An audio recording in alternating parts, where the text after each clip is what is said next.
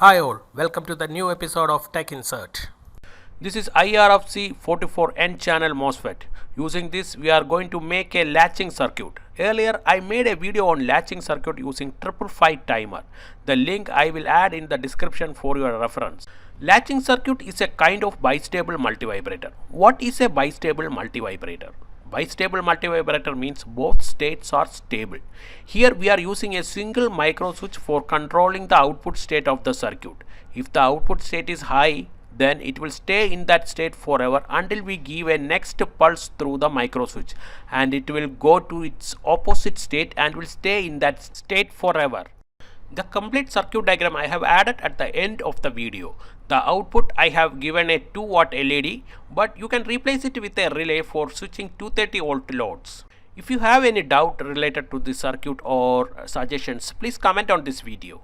I have used 4.7 microfarad capacitor in this circuit. You can use a 2.2 microfarad capacitor also in this circuit, and that will also works perfectly fine. Instead of micro switch, you can give square wave pulses into this circuit for switching the output. Subscribe to my channel for getting new videos like this. Also press bell icon so you will never miss any videos from my channel.